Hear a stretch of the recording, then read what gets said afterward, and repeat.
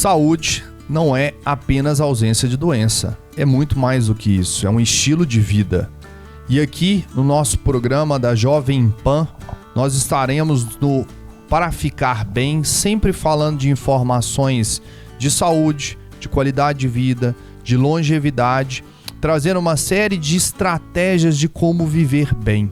Meu nome é Thiago Vilela Lemos, sou fisioterapeuta e também profissional de educação física, e eu estou aqui com meu grande amigo e também xará Thiago Veiga Jardim, sou médico cardiologista, e a ideia do programa é sempre estar recebendo profissionais de diversas áreas relacionadas com a saúde e que tem a prática, que tem o pensamento que é pautado pelo nosso pensamento, pela nossa ideia, que é sempre de ter uma prática orientada por embasamento científico. Então sempre serão convidados que são referências nas áreas em que atuam e que sempre têm as suas atuações que é muito pautadas pela ciência.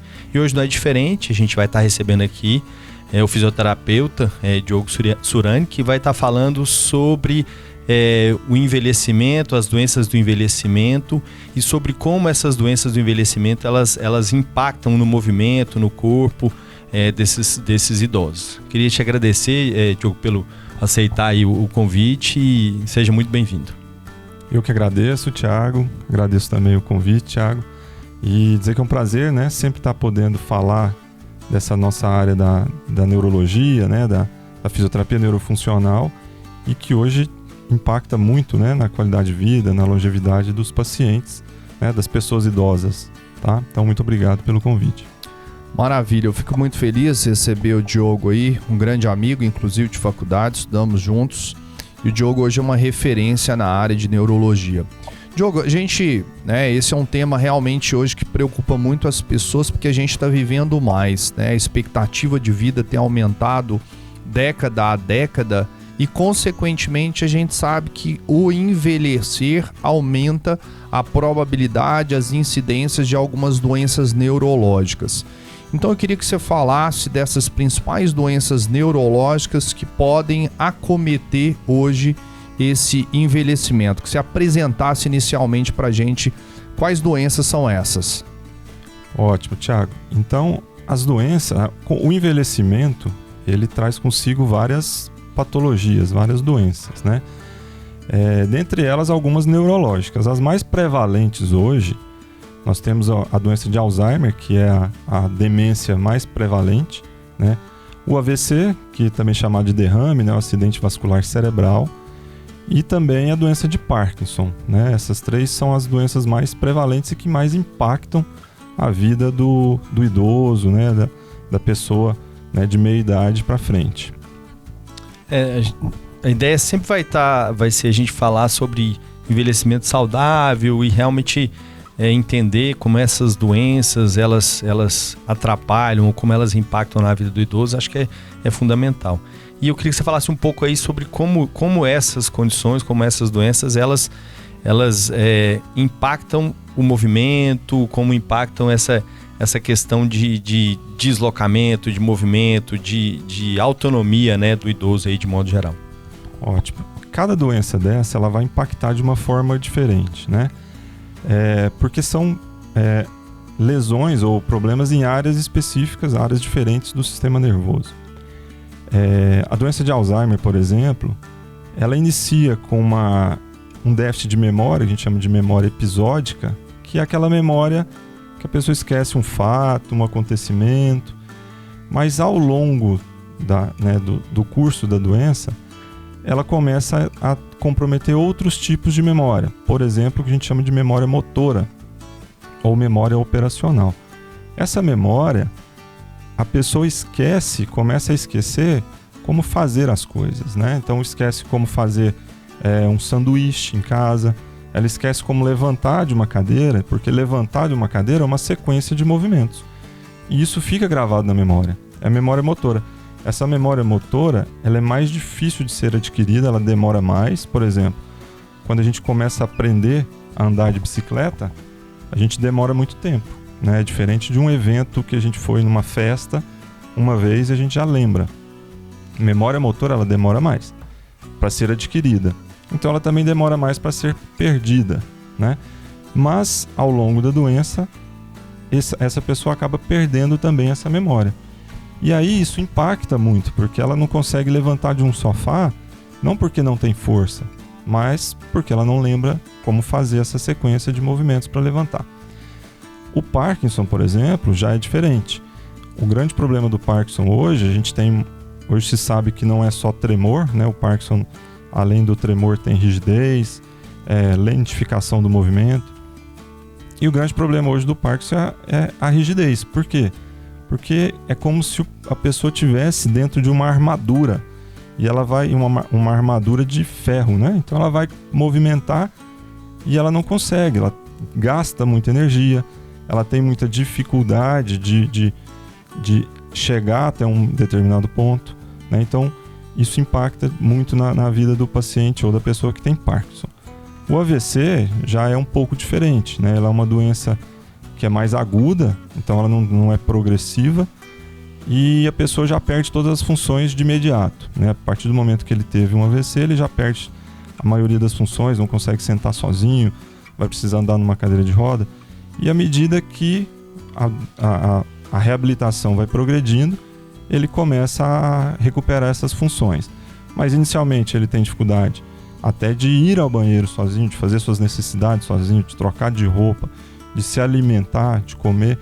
Então o corpo fica meio refém daquela condição, né? Uma fraqueza muscular importante de um lado do corpo, às vezes até um problema de sensibilidade, enfim. Então o impacto ele é variado de acordo com a patologia, mas todos eles vão impactar bastante na qualidade de vida. Ótimo, Diogo. E só para deixar, às vezes, claro, para que a gente tem vários telespectadores, né, que são de áreas diferentes, o AVC é o famoso derrame, né, que hoje é popularmente dito aí, né? E assim, Diogo, a gente sabe que prevenção hoje é importantíssimo. Em tudo quanto é convidado, a gente fala muito disso aqui, da importância da gente conhecer, por isso que esse programa é muito importante, porque a gente está levando conhecimento. E no caso aqui de hoje, quais são os sinais e sintomas que as pessoas precisam de estar atentas, que podem estar sinalizando alguma possível doença ou condição neurológica nesse processo de envelhecimento? Ótimo. Então, realmente a prevenção ela é importante e a identificação dos sinais e sintomas é fundamental. Eu costumo falar com os pacientes que o corpo conversa com a gente, né? E muitas vezes a gente não escuta, né? A gente fecha os olhos e os ouvidos para o que o corpo está falando. Ontem mesmo eu avaliei um paciente de Parkinson que o filho me contando que o principal sintoma dele, ele começou a ter um desequilíbrio, começou a ter uma queda, e eles falaram assim, isso é normal do envelhecimento. E foi deixando, isso 1 ano. E aí passou um mês agora atrás, eles procuraram um neurologista. E aí foi quando diagnosticou Parkinson. Na verdade, os sintomas de Parkinson, eles começam, né, mais de 10 anos antes de aparecer, por exemplo, um tremor. Então estava mascarando, aí tomava um outro remédio, achava que era um cansaço. O paciente começou a ficar mais isolado dentro de casa. Então assim, em pacientes com Parkinson, esse isolamento, déficit de equilíbrio, né, uma alteração do equilíbrio, começou a tropeçar muito, né? Isso já são sinais de que pode ter alguma coisa errada com esse paciente. No caso da demência, ou no caso do Alzheimer, muitas vezes o esquecimento é o primeiro sinal, né? O esquecimento principalmente de fatos e acontecimentos que antecedem um dia, 2, uma semana. A memória antiga ela continua preservada por muito tempo, mas a memória recente ele começa a perder. Então essa situação pode ser confundida com o próprio envelhecimento. Isso é da idade. Mas não é, a gente tem que começar a ouvir o corpo e dar atenção a essas queixas, né? O AVC já é uma situação mais súbita, né? Então tem sinais que são sinais de alerta, né? Fraqueza de um lado do corpo, não conseguir levantar o braço, por exemplo, a fala enrolada, a boca torta, né? Tudo isso são sinais repentinos, né? Que a pessoa está tendo um AVC. Porém, muitos outros sinais começam a dar notícia, né? Começam a ser identificados, né? Uma dor de cabeça, começa a ter, né? A pessoa que tem uma dor de cabeça frequente, não é normal ter dor de cabeça todos os dias. Então tem que investigar, vai num neurologista, né? Procura um profissional, um médico, para poder identificar qual é o motivo dessa dor. Pode ser, né? A gente sabe que tem vários tipos de dor de cabeça, mas pode ser também alguma coisa relacionada à parte vascular do cérebro. Então são sintomas importantes que a pessoa tem que ficar atenta, não só a pessoa em si, mas o familiar está observando, para poder, através disso, identificar o mais rápido possível. Muitos casos tem prevenção, outros casos que não tem prevenção, mas dá para poder identificar no começo e isso ter uma qualidade de vida melhor ao longo da vida, né? Diogo, pegando então o gancho aí da prevenção, né? Então, acho que isso é uma outra coisa também que sempre nós vamos estar tentando alertar aqui, que é as medidas que podem ser tomadas para tentar prevenir essas condições aí comuns, né? Então, falando especificamente da demência ou Alzheimer que você está falando, do Parkinson e do AVC, quais seriam as medidas preventivas para cada uma dessas condições aí que a gente pode estar orientando aí quem estiver assistindo? As medidas preventivas, elas são meio que comuns para quase todas as doenças, né? Então, um envelhecimento saudável, né? Uma vida saudável, ela tem algumas premissas, né? que a gente fala. A primeira delas é atividade física, né? Então, a pessoa que pratica atividade física, ela melhora, pensando na parte neurológica, né? Um exercício físico, ele vai melhorar não só a parte muscular, para evitar, por exemplo, uma queda e uma fratura, e equilíbrio também, mas, por exemplo, vai melhorar a vascularização cerebral, né? Isso a gente sabe que a vascularização cerebral é super importante em doenças degenerativas, né? Então, a pessoa que já faz essa atividade física, ela já tem por mais que tenha um fator genético envolvido, né, em algumas doenças como, por exemplo, o Parkinson e o Alzheimer, mas se ela tem uma vascularização cerebral melhor, né, se tem mais fluxo sanguíneo ali, ela vai ter menos sequelas, provavelmente essa doença vai progredir mais lentamente, né, vai demorar mais para aparecer. Então, o primeiro fator que a gente fala é essa questão do exercício, da atividade física. Outro fator importante é o exercício cognitivo, né? Para poder criar uma reserva cognitiva. Quanto mais a gente usa uma área do cérebro, mais aquela área ela se conecta com outras. Então, no caso de ter uma doença no futuro, alguma patologia cerebral, essas áreas elas têm mais conexões, elas podem ser mais fáceis de recuperar depois do que alguém que não usa aquela área. Então, exercícios cognitivos, conversar com pessoas, se relacionar, o tal da palavra cruzada, né, que muita gente indica, é importante. Coisas que estimulam leitura, né, aprender uma nova língua, tudo que estimula o cérebro a poder ativar. Nada passivo, né? Tudo que for você ficar na zona de conforto, né? A gente fala muito disso, né, Thiago? Tudo que está na zona de conforto é muito ruim para a pessoa.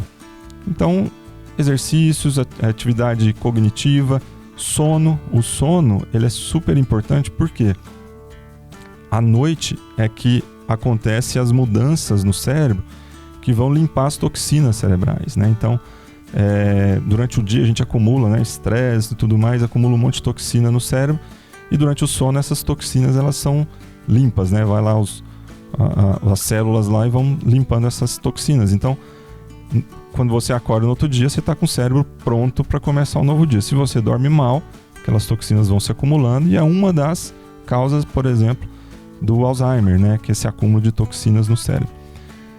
Então, atividade física, atividade cognitiva, sono, alimentação adequada. Eu já não sou a melhor, né, o especialista nisso, mas alimentação adequada, né? Evitar comidas muito inflamatórias, enfim. Tudo isso contribui com uma parcela para poder prevenir ou pelo menos minimizar, né, os impactos dessas doenças neurológicas dentro do envelhecimento. E a gente vê, né, Diogo, que as pessoas elas pensam muito no planejamento de vida. Pô, eu quero aposentar, né, e ter aquela vida tranquila. E a gente esquece que esse momento no aposentar, né, depois dos 60, 65, 70 anos, muitas pessoas pensam o seguinte: eu vou parar agora, né? E aí a gente vê vários exemplos de pacientes, de pessoas que nesse momento de pararam de fazer exercício, às vezes pararam de ter atividade cognitiva. O trabalho é uma forma de você estar sempre usando a parte cognitiva, e a gente percebe que existe um declínio, às vezes, muitos desses pacientes após esse momento de aposentadoria, né? E aí a gente vê essas incapacidades funcionais mais presentes.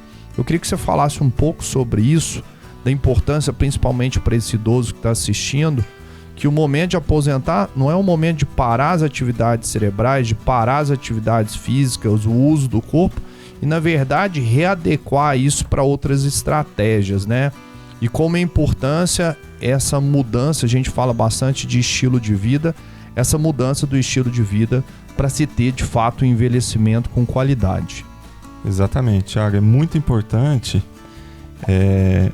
esse conceito, né, de não parar, né? É meio cultural, né, do brasileiro, essa história de, nossa, eu vou trabalhar e não aguento mais trabalhar, vou aposentar, não quero fazer nada. Isso é muito ruim, porque a pessoa acaba tendo um declínio cognitivo mais acelerado, ela começa a ter um declínio da saúde física mais acelerado, né? Então perde massa muscular, ganha peso, piora o equilíbrio, e o cérebro começa a falhar realmente, não consegue ter toda aquela desenvoltura, todo aquele desempenho que teria se tivesse ativo, né? Então é importante não só fazer, como você mesmo disse, não só fazer o planejamento financeiro da aposentadoria, mas o planejamento físico, cognitivo, mental, né? Uma coisa que a gente vê, os pacientes queixam muito disso, né? Eu não consigo mais fazer as coisas que eu fazia antes quando eu estava trabalhando. Aí a gente pergunta, tá, tudo bem, mas como é que é o seu dia a dia? Aí eu acordo e fico jogando joguinho no celular o dia inteiro. Então isso é muito ruim, né? Não tem uma atividade física, não tem um desenvolvimento. O meu pai, por exemplo, acho que eu não te contei isso. O meu pai, ele começou a aprender inglês agora, depois de 70 e tantos anos, não para falar inglês, né? Ele falou, Diogo, o meu objetivo não é falar inglês com ninguém, mas eu quero estimular o meu cérebro, né? Então ele gosta da gramática do inglês, a parte mais difícil. Então ele está se estimulando em relação a isso. E a parte física precisa também ser estimulada, não só para pensando em cérebro ou músculo, mas para atividades do dia a dia, pegar os netos, brincar com o neto, né? Porque a pessoa aposenta e geralmente já é avô e tal. Então precisa disso, tem que ter essa consciência do que parar de trabalhar não é parar a vida toda, é fazer realmente um planejamento. E aí entra também, não é minha área, mas eu lembrei de uma paciente minha que era psicóloga, e ela falou isso e eu acho interessante a gente colocar aqui também. A gente planeja muito a parte física, às vezes cognitiva, mas esquece também da parte emocional, né? E também trabalhar essa parte emocional também para quando chegar, né, aquela época o idoso fica mais sozinho, acaba que fica mais tempo sozinho. Então trabalhar isso também, para poder ter motivação para fazer as coisas, para poder, né, caminhar melhor, equilibrar melhor, enfim, tudo isso é importante. É um grande desafio, né? Essa longevidade saudável que a gente sempre fala, sempre discute. E eu queria que você falasse um pouco também sobre o papel aí da intervenção da fisioterapia. Uma coisa que eu acho que é uma grande preocupação que a gente tem que ter com os nossos idosos e à medida que a gente vai envelhecendo, que é em relação a quedas, né? O risco das quedas, o impacto que as quedas têm na vida do idoso e como que essas intervenções fisioterápicas elas podem ajudar a beneficiar, a diminuir esse risco e trazer proteção aí para esses nossos idosos. Tiago, as quedas hoje são talvez a maior preocupação nossa, né, da equipe de reabilitação como um todo, desde o médico até o fisioterapeuta, terapeuta ocupacional, educador físico. Por que isso acontece, né? A própria deterioração do corpo já vai diminuindo, né, o equilíbrio, reações posturais, né? E aí a pessoa que tem um comprometimento neurológico, né, o idoso que ainda, além do envelhecimento, ainda tem um comprometimento neurológico, por exemplo, uma rigidez do Parkinson, né? Essa rigidez, ela impede a pessoa de ter uma reação de equilíbrio rápida, e quando ela tende a cair, quando ela está caindo, o normal é nós irmos com a mão para proteger, para não bater a cabeça. Quando o idoso está rígido, por um Parkinson, Alzheimer também pode causar isso, ou o próprio AVC, que tem a espasticidade, né, que é essa rigidez do músculo, ele não consegue levar rapidamente a mão e muitas vezes ele bate a cabeça. E aí é onde ou fratura o quadril, enfim, o fêmur, né? E é onde começam as complicações, porque vai para uma cadeira de rodas, começa a ter toda aquela síndrome do imobilismo, né? Ganha peso, fica mais difícil de recuperar, tem que passar às vezes por cirurgias ou internações e aí volta mais fragilizado. Então é como se a gente, eu costumo falar para o paciente, é como se a gente estivesse perdendo o jogo de 1-0 já, né? A gente tomou um gol, agora tem que empatar para depois virar o jogo. Então isso é muito difícil.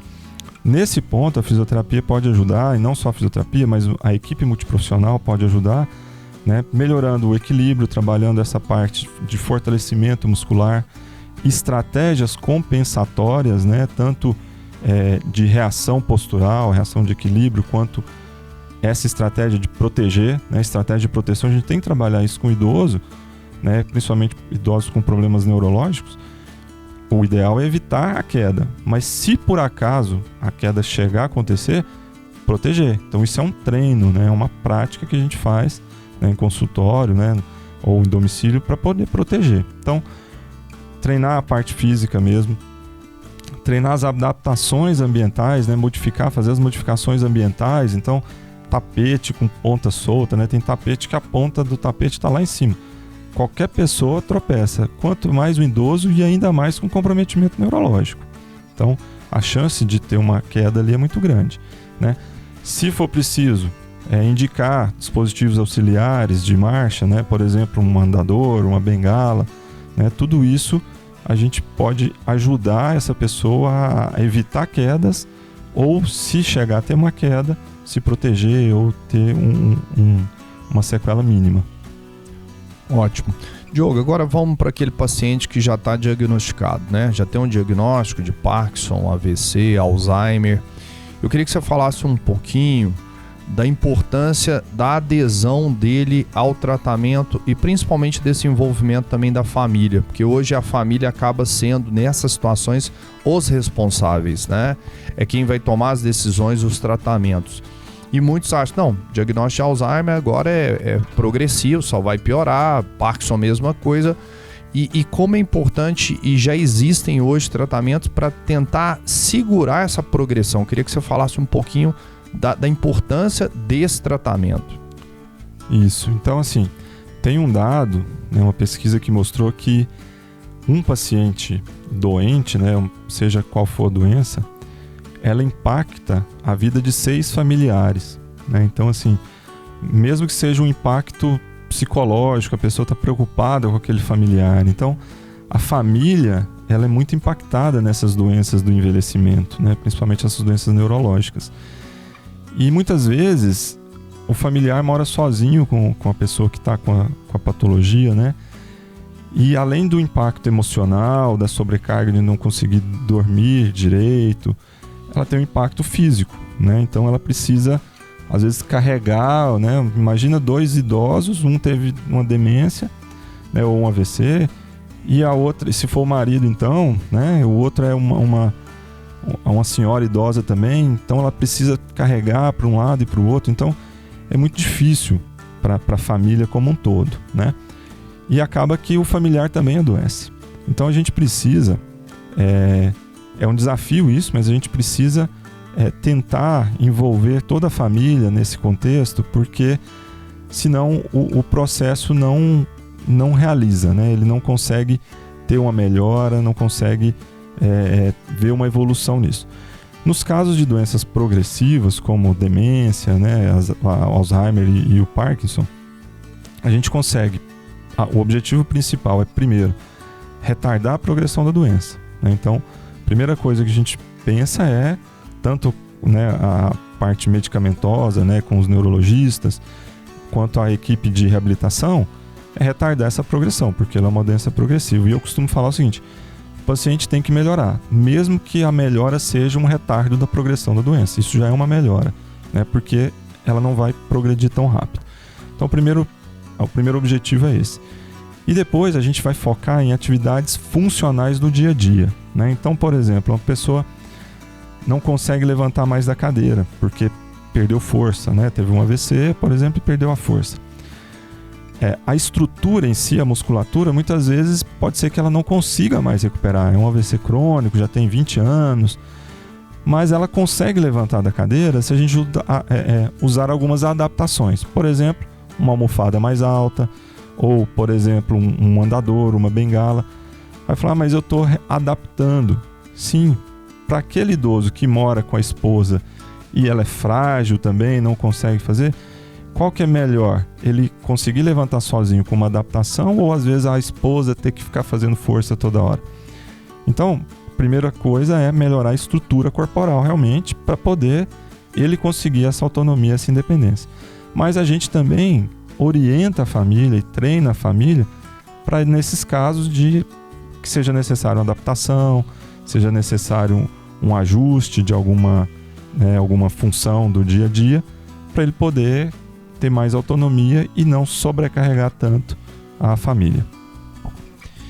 Diogo, tem uma outra coisa que eu acho que é interessante, porque isso é uma bandeira que a gente sempre vai estar trazendo aqui, que é justamente a questão da multidisciplinaridade, assim, da importância de ter nas intervenções em saúde uma equipe multidisciplinar atuando para que cada um, dentro da sua especificidade, da sua área de atuação, consiga trazer o maior benefício possível aí para o paciente.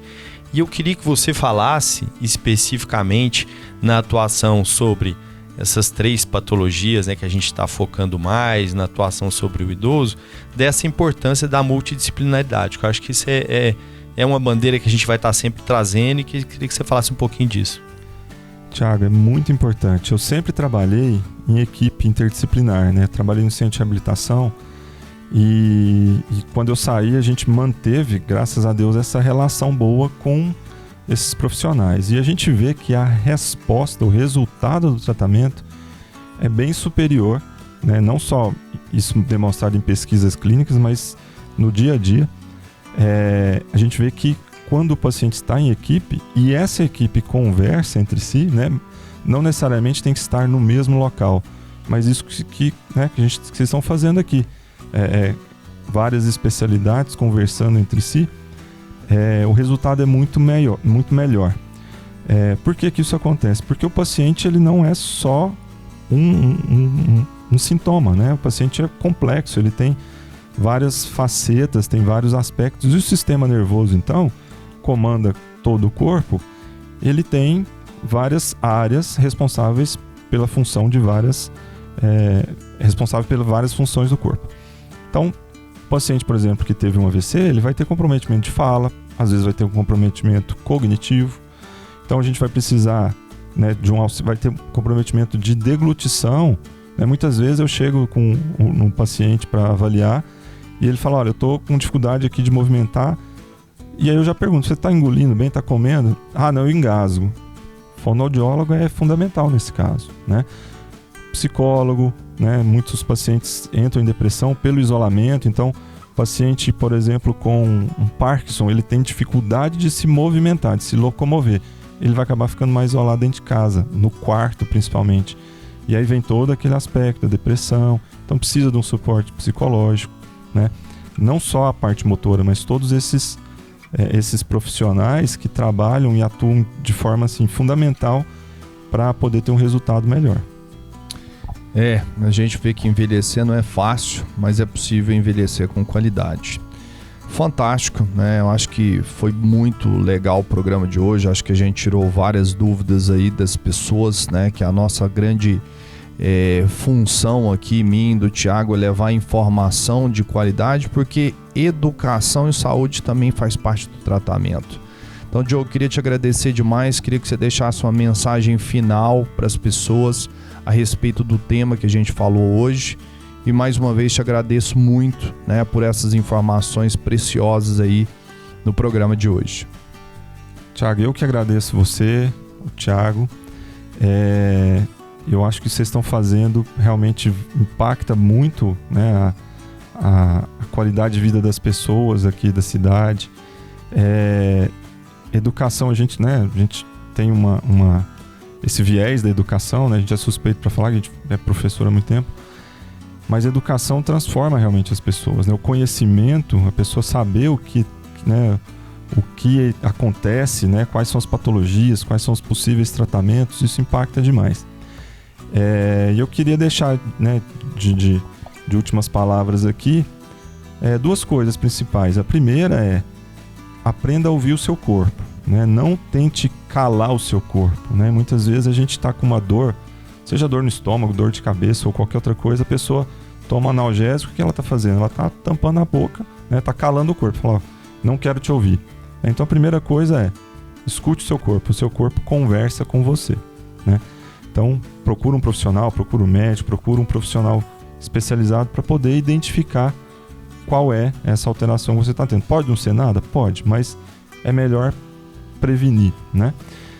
Em segundo lugar, que aí já está na minha área, eu não sou professor de educação física, mas eu sou praticante de atividade física, fazer atividade física, né? Eu falo isso porque, de experiência própria, eu sempre fiz atividade física obrigado a fazer, né? Assim, ninguém me obrigou, mas eu fazia, né? Eu até comentava, o Thiago já me conhece há muitos anos, eu fazia porque tinha que fazer, né? Eu não gostava de fazer, até que eu descobri um esporte que eu gosto, que é o tênis, né? Então eu falava, esporte é chato, tudo, não gosto disso, já fiz isso, já fiz aquilo, não gostei. Mas vai tentando que você vai achar alguma coisa que você goste, né? Hoje eu tenho prazer em jogar tênis, então não é uma obrigação mais, já virou um hábito, uma rotina, e aí isso vai acumulando coisas boas, né? Você vai criando uma conta bancária de saúde, né? Com crédito, você vai tendo crédito na sua conta física, né? Na conta de saúde, e isso só traz benefícios, né? Então eu acho que esse é um recado que eu posso deixar aí para vocês, que foi o que eu vivi, de experiência própria minha, né? Então hoje o esporte hoje é um prazer para mim. Ótimo, é isso aí. Aprenda a ouvir o seu corpo e faça atividade física, né? Acho que essa é a ideia. Diogo, muito obrigado aí pela sua participação, pelo seu tempo. Mais uma vez, muito embasamento científico em todas as informações, que é a ideia do nosso programa. E todo domingo, às 18 horas, no YouTube da Jovem Pan Goiânia. Assistam, não deixem de acompanhar. Sempre muita informação de qualidade, com um objetivo que é para que todo mundo fique bem. Então, assistam para ficar bem. Um abraço a todos.